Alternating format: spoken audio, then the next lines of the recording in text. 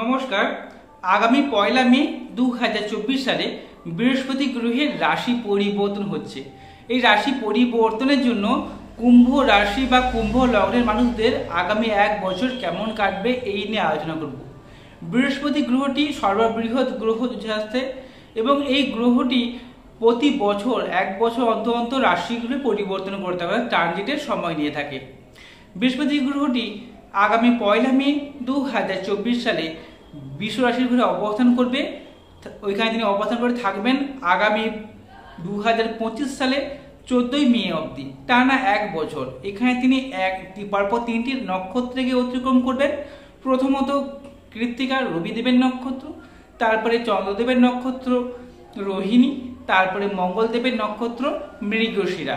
এই 3টি নক্ষত্রকে তিনি এখানে অতিক্রম করবেন এবং এর সময় লাগবে প্রায় 1 বছর। এইখানে অবস্থানের জন্য, বিশেষ করে অবস্থানের জন্য কুম্ভ রাশি বা কুম্ভ লগ্নের মানুষদের কেমন কাটবে আজকে এইটাই হচ্ছে আমাদের আলোচ্য বিষয়। তাই আপনারা যদি কুম্ভ রাশি বা লগ্ন হয়ে থাকে তাহলে অনুষ্ঠানটি খুব মনোযোগ সহকারে শুনবেন। নমস্কার, আমি অ্যাস্ট্রোলজার প্রণব আচার্য। আপনারা দেখছেন অ্যাস্ট্রোলজার বেঙ্গলি। এই চ্যানেলে আপনাদের সকলকে স্বাগত জানাই। আপনারা নতুন হয়ে থাকলে চ্যানেলটিকে সাবস্ক্রাইব করবেন, বেল চিহ্ন টিপবেন, অল নোটিফিকেশনে ক্লিক করে দেবেন। এর ফলে আমার প্রত্যেকটি ভিডিও আপলোড করা মাত্রই আপনারা সবার আগে নোটিফিকেশনটি পেয়ে যাবেন। এছাড়া আপনারা যদি আমাকে জন্মছক বিচার করতে চান তাহলে মোবাইল নাম্বার রয়েছে, এই মোবাইল নাম্বারে যোগাযোগ করবেন। শুরু করছি মূল আলোচনায়।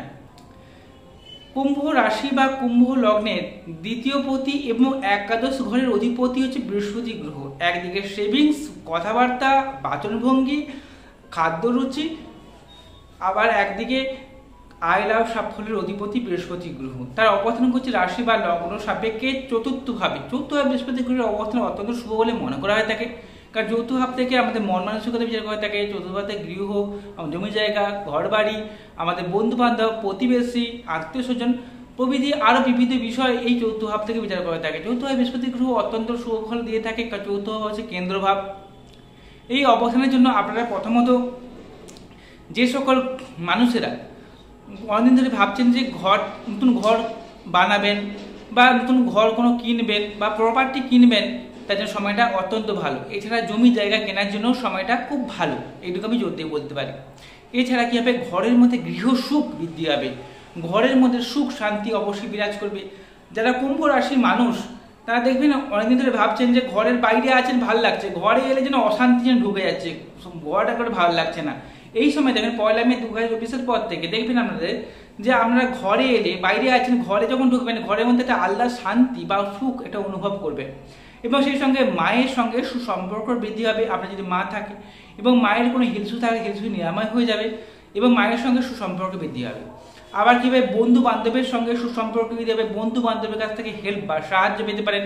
আবার এমনও হবে যে সকল বন্ধুদের সঙ্গে অনেক দিন ধরে যোগাযোগ নেই, সেই সকল বন্ধুদের সঙ্গে আচমকা এই সময় যোগাযোগ হবে এবং তাদের কাছ থেকে সাহায্য পেতে পারেন। প্রতিবেশীদের সঙ্গে কোনো ঝামেলা থাকলে, ঝুটঝামেলা থাকলে ঝুটঝামেলার সময় মিটে যেতে পারে। প্রতিবেশীদের সঙ্গে সুসম্পর্ক বৃদ্ধি হবে। মানসিক শান্তি বা সুখের হদিশ এই সময় পেতে পারেন কুম্ভ রাশি বা কুম্ভ লগ্নের মানুষেরা। যারা স্কুলে পড়াশোনা করেন তার জন্য সময়টা খুবই ভালো বলা যেতে পারে।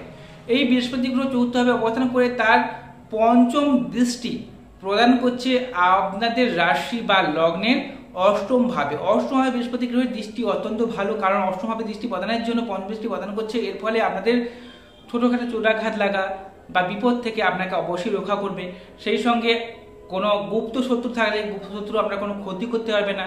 যারা রিসার্চ নিয়ে পড়াশোনা করছেন, রিসার্চমূলক কাজের সঙ্গে যুক্ত রয়েছেন, পিএইচডি করছেন, যারা এলআইসি বিমার সংক্রান্ত কাজের সঙ্গে যুক্ত রয়েছেন, যারা গবেষণা করেন, যারা প্রত্নতাত্ত্বিক, তার জন্য সময়টা খুবই ভালো এইটুকু বলতে পারি।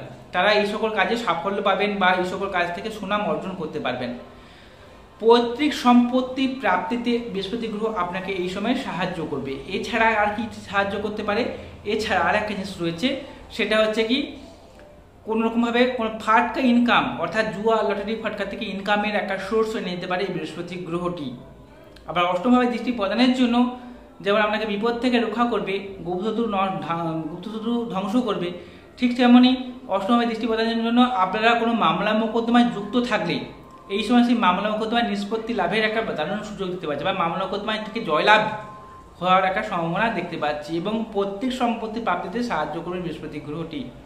আবার এই বৃহস্পতি গ্রহটি চতুর্থভাবে অবস্থান করে একটা ডাইরেক্ট দৃষ্টি প্রদান করছে, সপ্তম দৃষ্টি প্রদান করছে আমাদের দশমভাবে অর্থাৎ আপনাদের কর্মভাবে।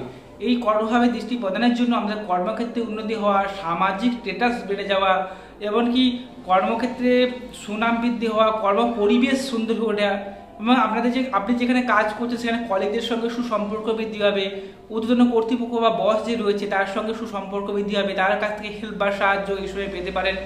আবার এও হতে পারে চৌথভাবে দৃষ্টি প্রদান করছে, অষ্টমভাবে দৃষ্টি প্রদান করছে এবং কোনো জায়গায় ট্রান্সফার নেওয়ার জন্য আপনি যে পেশার সঙ্গে যুক্ত থাকুন না কেন সেই পেশা থেকে কোনো জায়গায় স্থান পরিবর্তন, একটা ট্রান্সফার বা বদলি হওয়ার জন্য সময়টা বৃহস্পতি গ্রহ আপনাকে অবশ্যই সাহায্য করবে।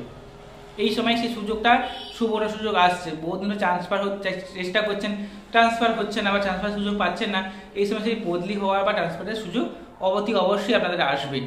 এছাড়া কর্মজীবনে যে রয়েছেন সেখানে আপনাকে সুনাম বৃদ্ধি হবে, এটি কেবল উচ্চ পদ প্রাপ্তি হওয়ারও একটা দারুণ সুযোগ দেখতে পাচ্ছি।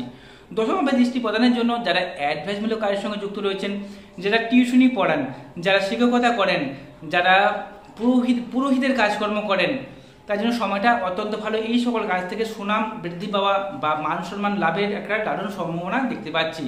এই বৃহস্পতি গ্রহ চতুর্থভাবে অবস্থান করে তার নবম দৃষ্টি প্রদান করছে আপনার রাশির দ্বাদশভাবে, অর্থাৎ আপনাদের ব্যয়কে কমাবে, এমনকি আপনারা বিদেশ যাত্রার জন্য সময়টা খুব ভালো, বিদেশ থেকে সুনাম বৃদ্ধি পাবে। বহুদিন ধরে চেষ্টা করছে বিদেশ যাবেন অর্থাৎ বাইরে যাবেন, এই সময় বাইরে যেতে পারেন। বাইরে গিয়ে কোনো কিছু কাজের সূত্রে যদি বাইরে যান সেখানে প্রতিষ্ঠা পেতে সাহায্য করবে বৃহস্পতি গ্রহটি। আবার যারা অলরেডি বাইরে রয়েছে, ঘর থেকে দূরে রয়েছে, যারা কোনো কর্মসূত্রে, সেখানে অবশ্যই প্রতিষ্ঠা প্রাপ্তির জন্য সময়টা খুবই ভালো। এই হলো কুম্ভ রাশি বা কুম্ভ লগ্নের মানুষদের জন্য বৃহস্পতি গ্রহের ট্রানজিটের জন্য এই শুভফলগুলো পাবেন। এবারে একটা কথা হচ্ছে কি জানেন তো, যে জন্মছক বা ঠিক গোষ্ঠী যেটা আপনার বাড়িতে রয়েছে সেটা সব থেকে বেশি গুরুত্বপূর্ণ। কারণ জন্মছকে দেখতে হবে যে আপনার বৃহস্পতি গ্রহটি আপনার লগ্ন সাপেক্ষে কেন্দ্র কোণে বসছে কিনা, ডিগ্রিগতভাবে কতখানি বলাবল পেয়েছে, এবং সেই সঙ্গে আরও দেখতে হবে যে গ্রহটি রাহু বা কেতু এই সকল পাপক গ্রহ দ্বারা পীড়িত হয়ে গেছে কিনা, কিংবা রবি দ্বারা দগ্ধ বা কম্বাস্ট হয়ে গেছে কিনা, এগুলো দেখতে হয়। তারপরে এটা পুঙ্খানুপুঙ্খ তথ্য বলে দেওয়া যায়। তাই অতি অবশ্যই আপনারা আপনাদের জন্মছক বা গোষ্ঠীকে বিচার বিশ্লেষণ করাবেন। আপনারা যদি আমার কাছে জন্মছক বিচার করা চান তাহলে মোবাইল নাম্বারে যোগাযোগ করবেন। এছাড়া যদি কোনো প্রশ্ন থাকে, আপনাদের কোনো জানার ইচ্ছে থাকে, তাহলে অবশ্যই কমেন্ট করবেন। কমেন্ট করলে আমি উত্তর অবশ্যই দেবো। যদি অনুষ্ঠানটি ভালো লেগে থাকে চ্যানেলটিকে সাবস্ক্রাইব করবেন, অতি অবশ্যই করবেন। এবং আমাকে অহেতুক ফোন করে ডিস্টার্ব করবেন না। কেন বলছি, কারণ দেখুন আমি এই কাজের সঙ্গে সঙ্গে অন্যান্য কাজের সঙ্গে যুক্ত থাকি। এবারে কেউ হয়তো ফোন করে বলবে যে অমুক জিনিস জানতে চাই, জন্মছক বিচার করাবো। এখন জন্মছক বিচার করাতে গেলে কিন্তু একটা মিনিমাম একটা ব্যালেন্স দিতে হয়। অতএব আমি জন্মছক তো ফ্রিতে করবো না, বা আমি এত ভিডিওগুলো কষ্ট করে বানাচ্ছি বা এত সময় ব্যয় করছি এই কাজের জন্য, কারণ এগুলো তো আমি বিনা পয়সা করার জন্য তো করছি না, নিশ্চয়ই কিছু অর্থ রোজগারের জন্য। তাই অতি অবশ্যই আপনারা কিছু হলে পেমেন্ট অবশ্যই আমাদেরকে করতেই হবে, যেটা মিনিমাম না করলে নয়। সেরকম আমি বেশি একটা দাবি করি না কারো কাছ থেকে, একটা মিনিমাম পে অবশ্যই আপনাদেরকে করতে হবে। এবং অবশ্যই আপনাদের সেই জন্য আমাদের পে করার ফলে আমি জন্মছক বিশ্লেষণ করে আপনাদেরকে সঠিক প্রেডিকশন অতি অবশ্যই দেবো। তাই অহেতু ফোন করে ডিস্টার্ব করবেন না। যদি অনুষ্ঠানটি ভালো লাগে থাকে চ্যানেলটিকে সাবস্ক্রাইব করবেন। নমস্কার, সবাই ভালো থাকুন, সুস্থ থাকুন।